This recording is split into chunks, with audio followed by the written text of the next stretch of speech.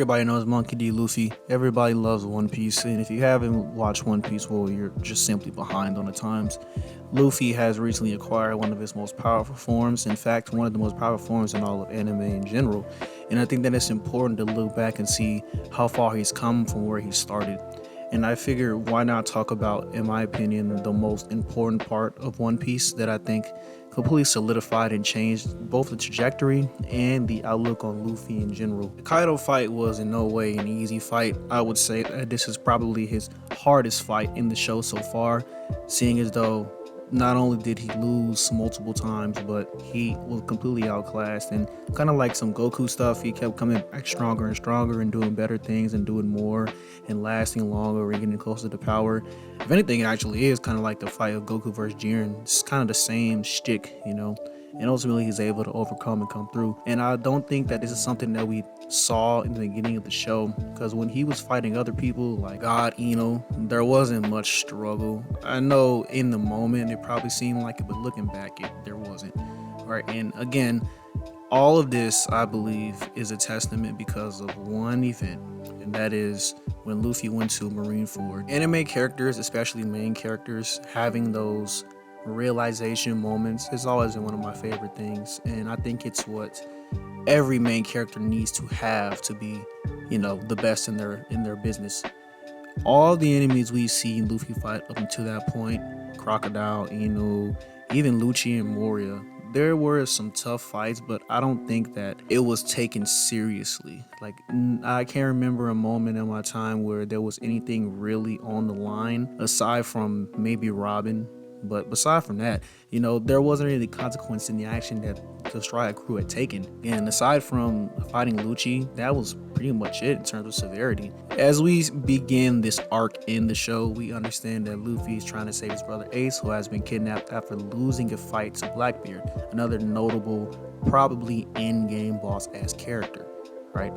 So, upon his arrival, even in the beginning, there isn't much of a scenario that we see him losing. There isn't much of a kind of environment that is like, man, this is not a joke. But looking back, you can understand that it is not a joke, because he's not only breaking into the most impenetrable prisons in the world, he is also admittedly and openly challenging the seven warlords. He is challenging the government by himself at this point, not with his crew in the past, by himself in an effort to save his brother.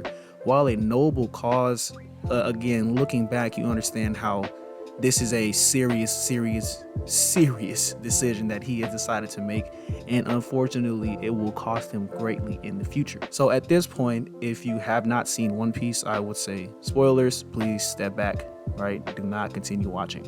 Now, if you're still here, let's get into the nitty-gritty, shall we? In the beginning of the Impel Down assault, we understand that Luffy is again trying to rescue his brother Ace from execution. We see him fighting Magellan, who is no slouch. He is a extremely powerful character who has extremely broken abilities, and it almost cost Luffy his life. This is, up to this point, the second time in the show where he has been on near death. The first time being against Gecko Moria, but he was passed out, and he was able to, luckily, have all the damage taken out of him and absorbed by Zoro in one of the most coolest pose moments of anime history. Up until this point, he hadn't really, again, in the Impel Down, fought anybody crazy. Like, he beat up a couple of the little hybrid Zoan people, but that's about it, right? But again, I think you have to understand where exactly Impel Down is and what it's designed to do. So I'm going to explain that. Impel Down is where the most heinous and criminal and strongest pirates are held. The lower the level, the stronger the pirates.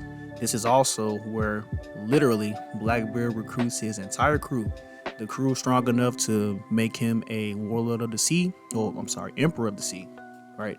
A crew strong enough to actively challenge the royal government and see them as one of, if not the most dangerous threat. This is where Luffy is, again, by himself.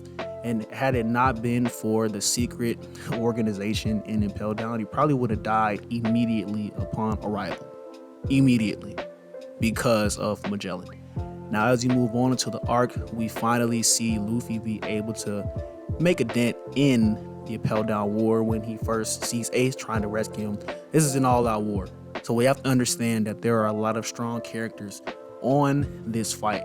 And again, none of them at any point can you say are weaker than Luffy. Whitebeard? No. Marco? No. Jozu? No. The Admirals? No. His grandpa? No.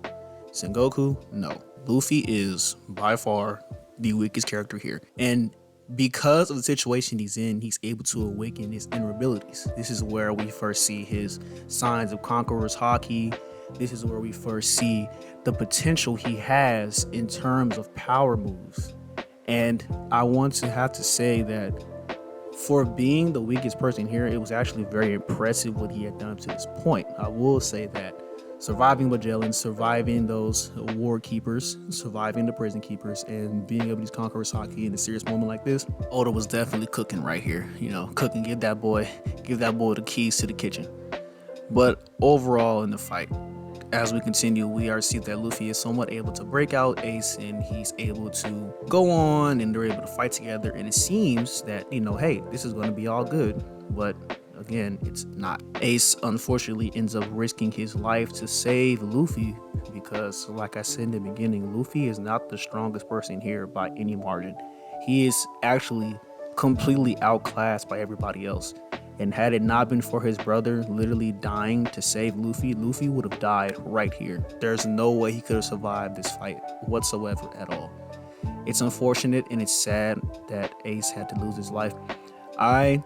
Even looking back, I don't think anybody thought that Ace was going to die here. I thought that there were going to be, you know, Whitebeard and everybody come, they're going to save him, and it's going to be a close call. But again, you know, this is one of those moments that have to happen, because this is where Luffy fully understands that becoming the Pirate King and becoming the strongest person in the world is not easy. You're going to fight people who can kill you. You're going to fight people who are designed to stand in your way and will not let you get an easy victory. This is the only time up to this point where it is buried in his mind, and you can completely tell that he is in a serious situation that he has never been in his entire life so far. Now, as you would expect, seeing his brother die in his arms completely broke Luffy. He was immobilized from the pain of losing his brother, so he had to be brought out of him, held down, carried. Once he awakened, he realized the situation he was in, and this is where we begin to see, in my opinion, the transformation that makes Luffy who he is today, makes him the strong Pirate King that he is today. He understands that this is no game, this is real life, and that to win and to be the best, he has to be stronger. And while he does do some stupid stuff, like, you know, try to take on two Emperors at once, it is justified because he understands that, again, he can be powerful, he knows how to be stronger, he knows when to be strong, and he knows the cost of his actions. Well, that's my take on it. I hope that you guys enjoyed the video. Let me know what you think. It's been your boy Westside. Peace. Cloud.